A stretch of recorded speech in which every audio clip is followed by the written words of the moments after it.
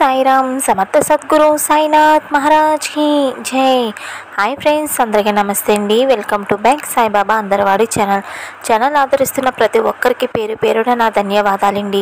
అలాగే ప్రతి ఒక్కరికి ఎప్పుడు కూడా మన బాబా గారు ఆశీర్వాదం ఉండాలని నేను మనస్ఫూర్తిగా కోరుకుంటున్నాను. ఫ్రెండ్స్, ఈ రోజు వచ్చేసి ఈ రాత్రి వేళ సమయంలో మన బాబా గారు మనకి అందిస్తున్న సందేశం ఏమిటో ఇప్పుడు చూద్దామండి. చూసే ముందు నాదొక చిన్న రిక్వెస్ట్ ఫ్రెండ్స్, అదేంటంటే ఎవరైతే మన ఛానల్ కొత్తగా చూస్తున్నారో వారు ఇప్పటి వరకు మన ఛానల్ సబ్స్క్రైబర్ చేసుకోకపోతే వెంటనే మన ఛానల్ సబ్స్క్రైబర్ చేసుకోండి. అలాగే పక్కన ఉన్న గంట సింబల్ యాక్టివేట్ చేసుకోండి. మీకు నచ్చితే కనుక తప్పకుండా లైక్ చేయడం మాత్రం మర్చిపోకండి ఫ్రెండ్స్. ఇంకా వీడియో అయితే మనం స్టార్ట్ చేద్దామండి. ఈరోజు వచ్చేసి మన బాబా గారు మనకి అందిస్తున్న సందేశం ఏమిటంటే, జీవితం మీద విరక్తి పుట్టి ఆశలన్నీ వదులుకున్నావా తల్లి?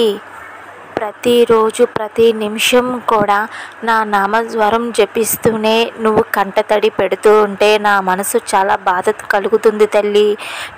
నువ్వు బాధపడుతూ ఉంటే ఈ సాయి నాన్న చూడలేడమ్మా. నీ మనసు కుదిట పడాలి అంటే నీ జీవితానికి సరైన మార్గం ఏమిటో నేను నీకు మళ్ళీ చెప్తానమ్మా. ఈ చిన్న కథ నువ్వు పూర్తిగా విన్నావంటే నువ్వు జీవితంలో చేయవలసిందేమిటో, నువ్వు పోగొట్టుకున్నది ఏమిటో నీకు తెలుస్తుంది తల్లి. నువ్వు చేసిన పొరపాట్లు ఏంటో కూడా నీకు తెలుస్తుంది. ఫ్రెండ్స్, విన్నారు కదండి, మన సాయి ఈరోజు ఈ రాత్రి వేళ సమయంలో మనకి ఒక మంచి సందేశంతో మన ముందుకైతే వచ్చారండి. కాబట్టి ఫ్రెండ్స్, ఈ వీడియో ఎక్కడ కూడా క్లిక్ చేయకుండా చివరి దాకా చూడండి ఫ్రెండ్స్. ఎందుకంటే మన బాబా గారు ఇప్పుడు మనకు ఒక మంచి అద్భుతమైన ఒక సందేశం అయితే చెప్పబోతున్నారండి. ఆ కథ మన బాబా చెప్పినట్టుగా కథ అయితే ఇప్పుడు వినండి ఫ్రెండ్స్. ఆ కథలోని చాలా అర్థం ఉందండి. చాలా మంది భక్తుల జీవితాలు అందులోనే ముడిపడి ఉన్నాయండి. కాబట్టి వీడియో ఎక్కడ కూడా క్లిక్ చేయకుండా చివరి దాకా చూడండి ఫ్రెండ్స్. ఒక ఊరిలో ఒక రాజుగారు ఉన్నారండి. ఆ రాజుగారు తన ఊరిలో ప్రజలందరూ కూడా ఏం చేస్తున్నారు, ఎలా ఉన్నారని చెప్పి రాజుగారు అనేక రకాల వేషాలు వేసుకొని ఊర్లోకి వెళ్తూ ఉంటారన్నమాట. ఊర్లోకి వెళ్తూ ఉండగా అందులో కొంతమంది పాపం ఈ విధంగా మాట్లాడుకుంటున్నారు. మన ఊర్లో రాజుగారు చాలా మంచివారు, మనకి ఎన్నో విధాలుగా సహాయం చేయాలని చూస్తున్నారు, కానీ వాళ్ళకి కింద పనిచేసే తన భటులు మాత్రం మన దాకా ఏది కూడా రానివ్వడం లేదు. ఎలాగైనా సరే రాజుగారి దగ్గరికి వెళ్ళి మనకి జరుగుతున్న అన్యాయం గురించి రాజుగారికి చెప్పాలి అని అనుకుంటారు. ఇది రాజుగారు ఒక వేషం వేసుకొని వచ్చారు కదా, రాజుగారు అయితే విన్నారన్నమాట. విన్న తర్వాత వెంటనే తన ఉన్న కోటకైతే వెళ్ళిపోయారు. కోటకు వెళ్ళిపోయిన తర్వాత తన కింద పనిచేసే భటులు ఉంటారు కదండి, వాళ్ళని పిలిపించారు. వాళ్ళని పిలిపించి ఒక ఊరిలోని ఇలాగా అంటే రాజుగారు వినేటప్పుడు అక్కడ ఉండేవాళ్ళు మాట్లాడుకునేటప్పుడు రాజుగారు వినేటప్పుడు వాళ్ళ పేర్లు ఇవన్నీ కూడా తెలుసుకున్నారన్నమాట. తెలుసుకొని తన కోటకు వచ్చిన తర్వాత తన కింద పనిచేసే భటులు పిలిచి పలానా అదే వీధిలోని పలానా పేరు వ్యక్తులు ఉన్నారు, వాళ్ళని తీసుకురా అని రాజుగారు ఆజ్ఞాపిస్తారన్నమాట. వెంటనే ఆ భటులు వెళ్ళి ఆ పేరు గల వ్యక్తులు ఎవరైతే ఉన్నారో వాళ్ళని తీసుకొస్తారు రాజుగారి దగ్గరికి.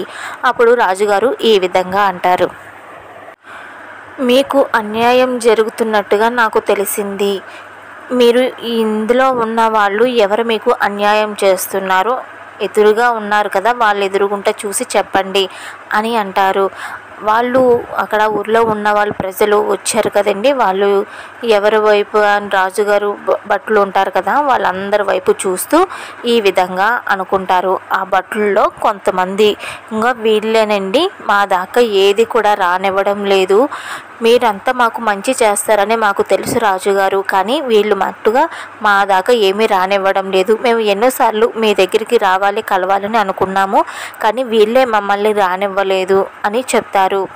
అని చెప్పిన తర్వాత వెంటనే ఆ భటులు పిలిపించి, ఏంటి ఇతను చెప్పేది నిజమేనా అని అంటారు. ఆ భటులు అంటారు, లేదు రాజుగారు, మీరు చెప్పినట్టుగానే మేమంతా చేస్తున్నాము, వీళ్ళే అబద్ధం చెప్తున్నారు అని భటులు అంటారు. మీరు అబద్ధం చెప్తున్నారంటే మీరు అబద్ధం చెప్తున్నారు అని ఒకరిపైన ఒకరు నిందలు వేసుకుంటూ ఉంటారు. ఈలోపు రాజుగారు ఆ భటులకి అక్కడ ఊర్లో ఉన్న వాళ్ళకి ఒక చిన్న పరీక్ష అనేది పెడతారు. అదేంటంటే రాజుగారి కోట నుంచి అవతలేపు ఉన్న ఒక ఊరు, యువతలేపు ఉన్న ఒక ఊరు, రెండు ఊర్లు కూడా ఏం చేస్తారంటే 2 ఊర్లో కూడా బంగారం నాణ్యాలున్న కుండలు అయితే పెడతారన్నమాట. రాజుగారి కోట నుంచి ఆ ఊరు దాకా కూడా ఒక ఊరు నుంచేమో భటులకి ఇస్తారు, ఒక ఊరిదేమో ఆ ఊరిలో ఉన్న ప్రజలకి ఇస్తారు. ఇచ్చి ఏం చెప్తారంటే మేము ఇక్కడ నుంచి అక్కడ దాకా ఆ ఊరి దాకా ఉన్న ప్లేసుల్లో మేము ఆ దారిలో అయితే కొన్ని బంగారం నాణ్యాలు పెట్టాము. ఒక 6 చోట్ల అలా పెట్టాము మేము. అవి మీరు ఎక్కడెక్కడ ఉన్నాయో అవన్నీ కూడా మాకు తీసుకొచ్చి పెట్టండి అని రాజుగారు చెప్తారు. సరే రాజుగారు అని చెప్పి భటులేమో తనకు అప్పచెప్పిన ఊరు దగ్గరికి అయితే తను వెళ్తున్నారు. ప్రజలైతే తనకి అప్పచెప్పిన ఊరు దగ్గరికి తను వెళ్తున్నారు అన్నమాట. వెళ్తూ ఉండగా అయితే వాళ్ళకి దొరికిన నాణ్యాలు, బంగారం ఇవన్నీ కూడా దొరికినవన్నీ కూడా తిరిగి తీసుకొచ్చి రాజుగారి దగ్గర పెట్టారన్నమాట. అప్పుడు రాజుగారు అన్నారు, భటుల్ని ఫస్ట్ అడిగారన్నమాట, మీకు ఎన్ని నాణ్యాలు నాణ్యం కుండలు, బంగారం నిధులు మీకు ఎన్ని చోట్ల దొరికాయి అని అంటారు. రాజుగారు మాకైతే 10 చోట్ల దొరికాయి.